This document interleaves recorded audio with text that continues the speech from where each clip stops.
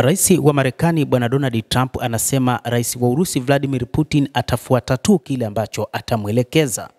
Rais huyo wa Marekani anasema Bwana Putin ataheshimu sehemu yake ya makubaliano ya uwezekano wa amani kuhusu mzozo wa Ukraine. Wakati huo Trump alionya Kiev dhidi ya kuunga mkono makubaliano ya nadra ya madini na Marekani. Donald Trump anaamini kwamba rais wa Urusi Bwana Vladimir Putin ni mtu wa kufuata kile atakachomwelekeza na kwamba ni kutokana naye kwamba ana hamu ya kumaliza vita nchini Ukraine, na anaamini hivyo kwamba popote atakapomwelekeza jambo lolote hasa katika kumaliza vita hivi atafuata. Lakini ukumbukwe rais huyo wa Urusi Bwana Vladimir Putin sio mtu wa kukurupuka. Ni kwa mujibu wa wachambuzi wa mambo wakisema kwamba ni rais ambaye anatengeneza mazingira ya kuhakikisha kwamba vita vinaisha, lakini pia atengeneze namna ya kuweza kukamilisha baadhi ya mambo yake, hasa muungano wake na Uchina ambao una mipango ambayo ni kwa ajili ya kudhoofisha mataifa ya magharibi ikiwa ni pamoja na Marekani yenyewe. Akizungumza na waandishi wa habari, rais wa Marekani amerudia kwamba analenga kumaliza mzozo kati ya Urusi na Ukraine haraka iwezekanavyo, na ameongeza kwamba anataka kuhakikisha kuwa Putin anafuata makubaliano yoyote ya amani. Nadhani atafanya hivyo. Sitaki kutoza ushuru wa pili kwa mafuta yake, lakini nadhani ni kitu ambacho ningefanya ikiwa ningefikiria kuwa hafanyi kazi hiyo, Trump alisema. Alielezea matumaini yake kwamba Volodymyr Zelensky wa Ukraine pia atashikilia mwisho wake wa mapatano, lakini atamkemea kwa majaribio ya wazi ya kujadili upya mpango wake wa kumaliza vita huko nchini Ukraine, kadhalika na kuona ufikiaji wa madini ya Ukraine. Wakati Trump ameonyesha mpango huo kama njia ya Ukraine kulipa msaada wa zamani wa Marekani, Zelensky amesisitiza kuwa Kiev haidai Washington chochote na wala Ukraine haipaswi kuchukuliwa madini yake adimu ambayo Bwana Trump anayahitaji.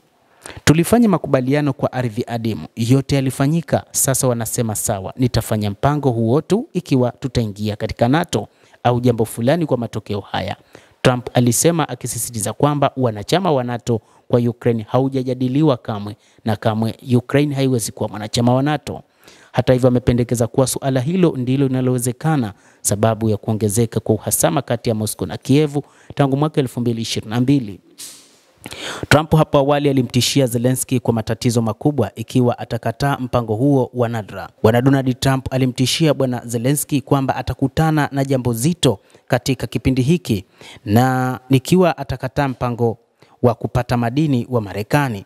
Kiongozi huyo wa Ukraine hata hivyo amesema kwamba mfumo wa makubaliano umebadilishwa kutoka kwa kile alichokuwa tayari kutia saini wakati wa mkutano na Trump mwishoni mwa mwezi Februari, ambapo walikaripiana kwa maneno makali na rais wa Marekani Bwana Trump. Katika hafla hiyo, mkutano wa viongozi hao katika ikulu ya White House uligeuka kuwa mzozo mkali, na Trump alimshutumu Zelensky kwa kutokuwa na shukrani na kucheza na vita vya kidunia vya tatu juu ya kile alichokiona kama kusita kufanya makubaliano na Urusi. Wakati huo huo, Trump alisema kwamba amekerwa sana na pendekezo la Putin la kuiweka Ukraine chini ya utawala wa muda utakaoongozwa na utawala wa muda unaoongozwa na Umoja wa Mataifa kuandaa uchaguzi mpya. Urusi imesisitiza kwamba muda mrefu Zelensky ni kiongozi haramu, ikizingatiwa kuwa muhula wake wa urais uliisha mnamo mwezi Mei mwaka 2024. Msemaji wa Kremlin Dmitry Peskov amesema Moscow na Washington zinachunguza mawazo kadhaa yanayolenga kusuluhisha mzozo wa Ukraine, na kuongeza kuwa Putin yuko wazi kwa mawasiliano yoyote na Trump. Urusi inashikilia kuwa mzozo huo unaweza kutatuliwa ikiwa Ukraine itajitolea upande wowote na kuacha kijeshi na kutambua ukweli wa maeneo yao ambayo tayari yapo chini ya mamlaka ya Urusi. Mtazamaji, endelea kutufuatilia na usisahau kulike, usisahau kucomment na kusubscribe channel hii. Mimi ni Adam Hussein, endelea kuwa nasi wakati wote.